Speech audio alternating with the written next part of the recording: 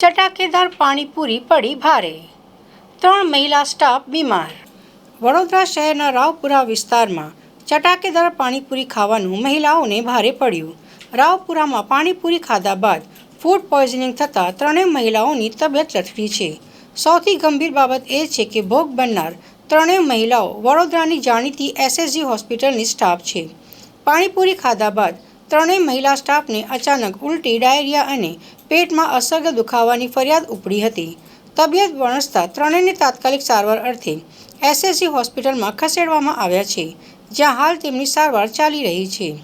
આ ઘટનાની જાણ થતાં જ વડોદરા મહાનગરપાલિકાનું આરોગ્ય અને ખોરાક શાખા હરકતમાં આવ્યું. પાલિકાની ટીમે ત્વરિત સ્થળ પર પહોંચી પાણીપુરીના પૂરી, બટેટાના મસાલા અને તીખા મીઠા પાણી સહિતની ખાસ સામગ્રીના સેમ્પલ લીધા છે. આ તમામ સેમ્પલને ચકાસણી અર્થે લેબોરેટરીમાં મોકલી આપવામાં આવ્યા. પાલિકાના સત્તાધીશો જણાવ્યા અનુસાર લેબ રિપોર્ટ આવ્યા બાદ સંબંધિત પાણીપુરીની લારી ધારક સામે કાયદેસરની સખત કાર્યવાહી કરવામાં આવશે. એસએસજી હોસ્પિટલમાં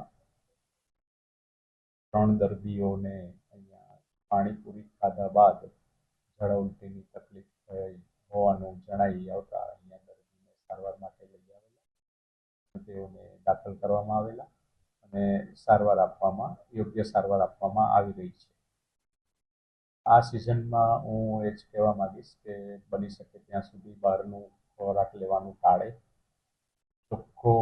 ચોખ્ખાઈ રાખે, ગંદુ પાણી જ્યાં બી હોય તેને દૂર કરવાનો પ્રયત્ન કરે, ખાબોચિયા ભરાયેલા હોય તો એ પણ દૂર કરવાનો પ્રયત્ન કરે, તો આ પ્રકારના રોગો જે પાણીજન્ય રોગો છે એને ટાળી શકાય.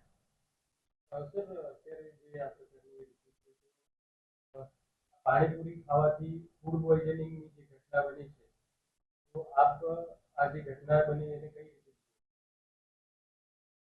મેં કીધું એમ બહારનો ખોરાક ટાળવો જોઈએ. આ ઘટનામાં બની શકે કે કંઈક પાણીમાં મિસ્ટેક હોઈ શકે.